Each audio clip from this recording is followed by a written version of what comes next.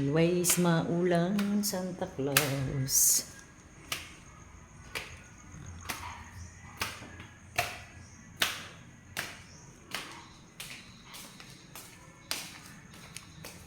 Ito natin si Mama. Everyday maulan, what is this? Wala, dito sa taas maraming dehon.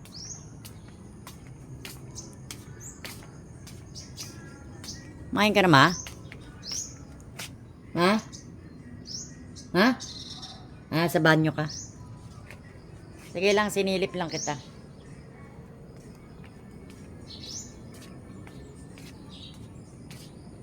Palaging maulan sa Philippines. Laging ganito ang weather olog.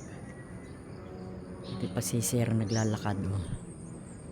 Oh, ganyan araw-araw, ganyan.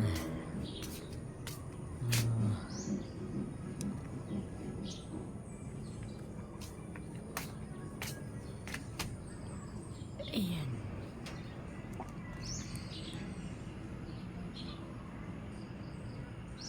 Tingnan nyo guys, oh. Sa ibang lugar, binabagyo. Dito, for the past few days, maaraw siya. Pero ngayon lang siya kumulimlim ng ganyan. Oh.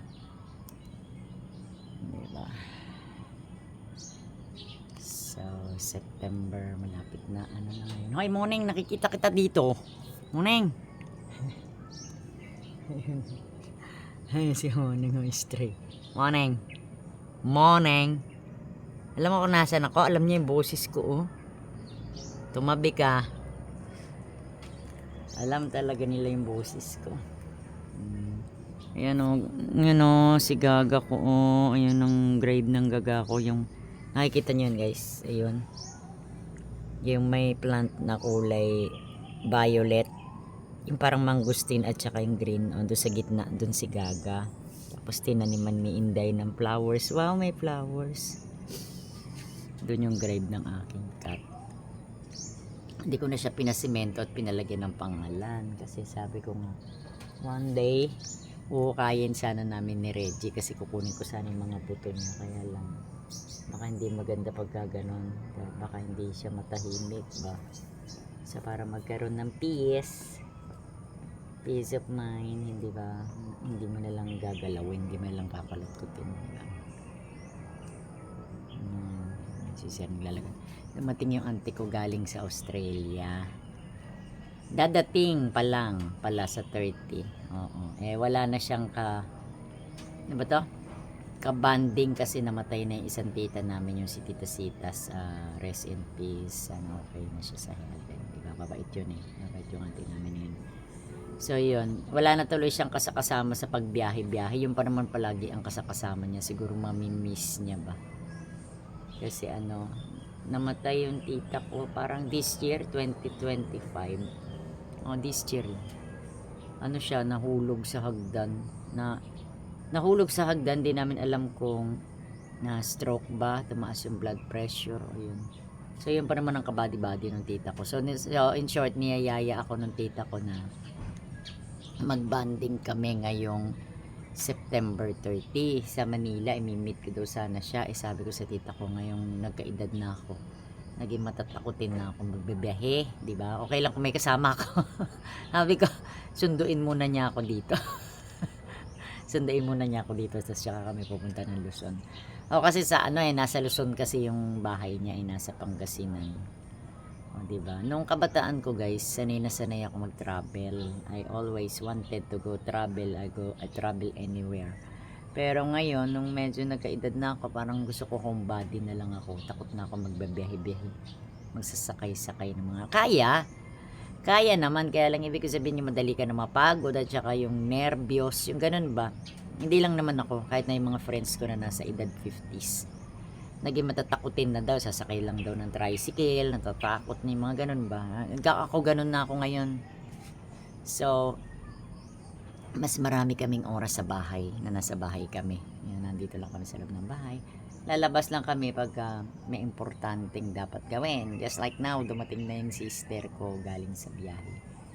So, pag nandito yan, lumalabas kami. Di ba? Yung, bago siya umalis, ganon, nilalabas niya muna kami. So, kaya lang nakakatakot kumain sa labas. Diyos ko, huwag tayong kakain sa labas kahit na uminom ng tubig o kumain ng ano. Kasi merong contamination ngayon guys dito sa Cagayan de Oro. Not here in uptown, nasa downtown Cagayan de Oro. May contamination ng water. Hindi namin alam kung water ba o sa pagkain ba.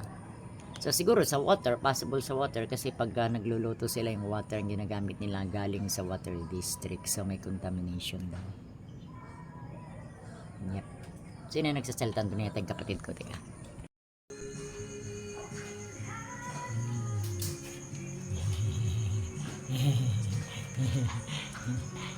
Malapit siya. Pumasok ka. Wag. Naaway ka niya, Ricky. Aligan. Aligan na rin. Aligan. Aligan. Aligan. Ay. Pinagaga. Eh. Ay. Di ba na pumasok eh.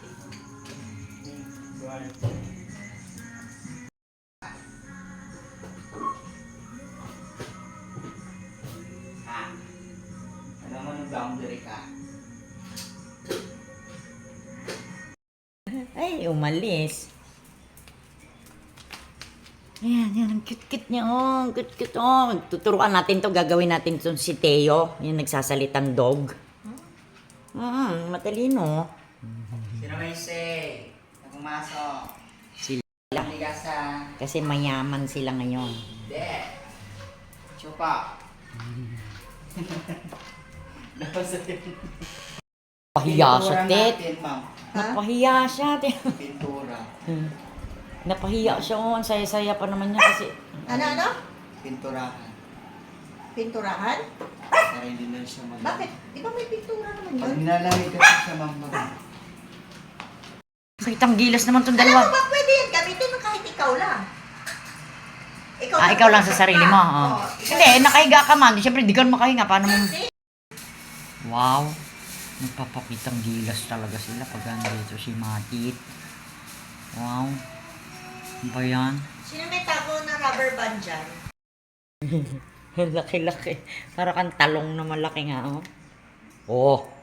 Sabi niya, ganito palang maging mayaman. Mayaman ka? Mayaman ka. Dati sa kalsada lang to nakatira sa Limkit Kay. Ngayon, mayaman siyang bigla. No? Ang cute kaya niya, oh. Kahit si Jinjin tuwan-tuwa sa kanya, si Carol, maraming natuwa. Turuan natin magsalita ito, parang si Teo. No, tsaka nang sumikat ka.